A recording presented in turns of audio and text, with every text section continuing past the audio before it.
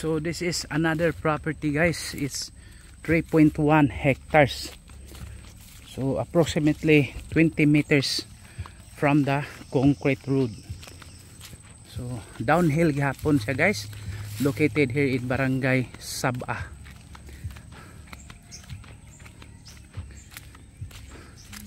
San Remigio, Cebu. So mao na gyud ni. I think this one kay ang linya sa kuano.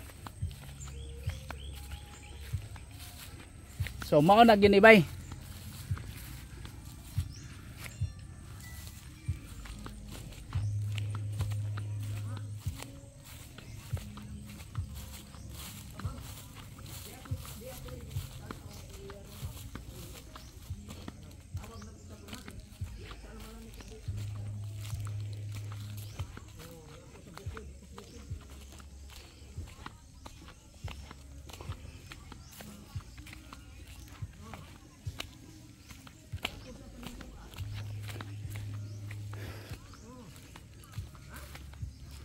So this is the property guys, no?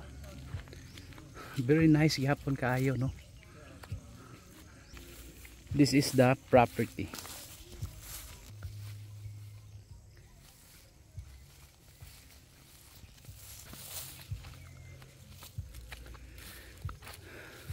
Dako kayo ngayota. So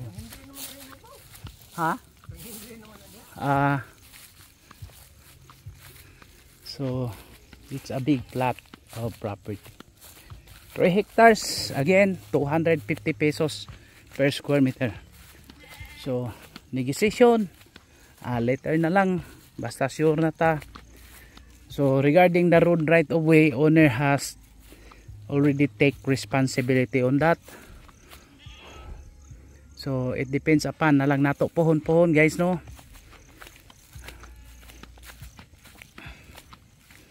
So paingon gyud na dito, no? Sus kanindot sa yuta.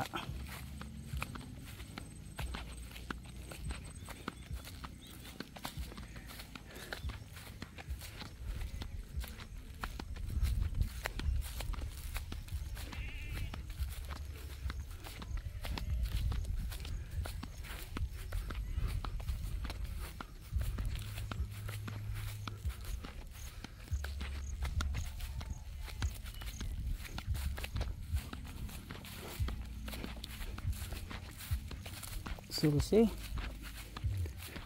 So nindot kay balayan tutua dito.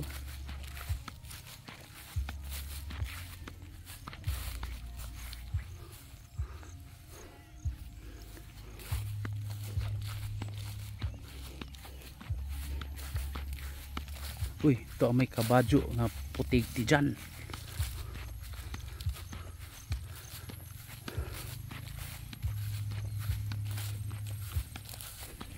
Sale tax declaration guys, ha, 250 pesos per square meter. It's a northern part of Cebu province, which is around 2 to 3 hours drive from Cebu City, less than an hour from Bugo City. Doon lagi ni sa Bugo, honestly lang, more or less mga 45 or basta di ra gid kaabot usang oras guys. So very nice location. See, anya day murag na creek guys, no? Ana gining tubig, no? So dia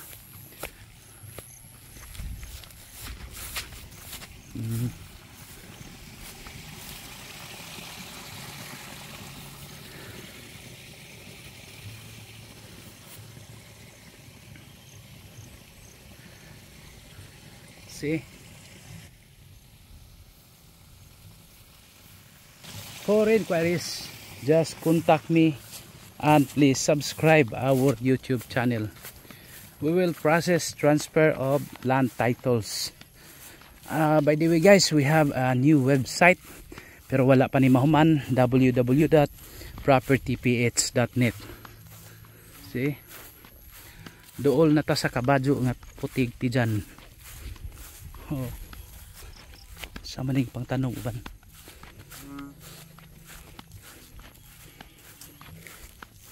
So kini magong tax deck guys, kulbaan tano, pero wag yun na problema ang tax deck guys. Depende ra gyud pag due diligence. Ato lang yung due diligence. Number 1, trace back na to.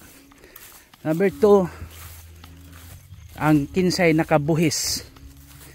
Kinsay the one who pay the taxes.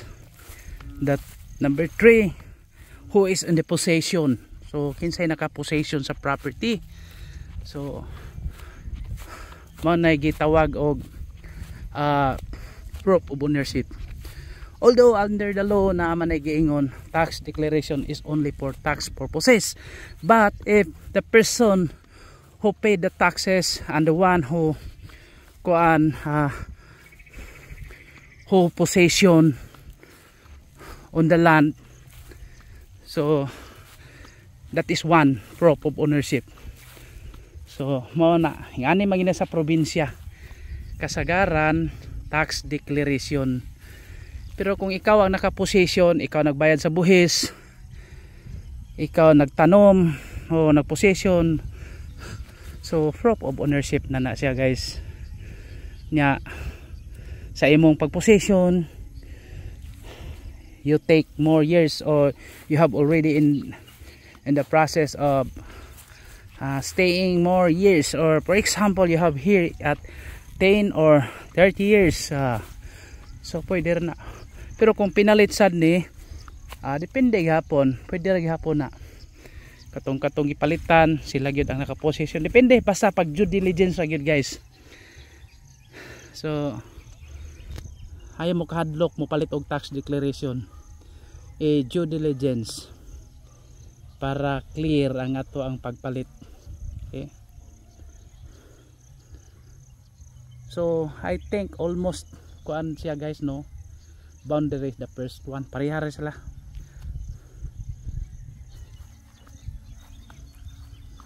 So mana guys, no,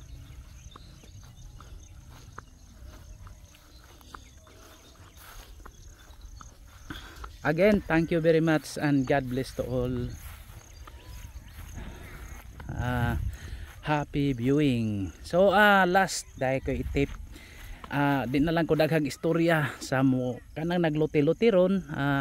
I-check lang kung partition buyers okay ra na siya, kay exempted na siya. Pero kung nag subdivided lot o subdivided farm lot, kinahanglan gyud nag license to sell. Kung mopadayon gyud mo, nakakuha na mo mga ingon ana, so pwede ra mo adto sa HSAC, Human Settlement Adjudication Commission. Sila ang mopatawag sa mga gitawag og developer kuno. So moagi gyud ta gitawag og PD 957, Presidential Decree 957, Subdivision and Condominium Protected Decree. So protection ni sa mga buyers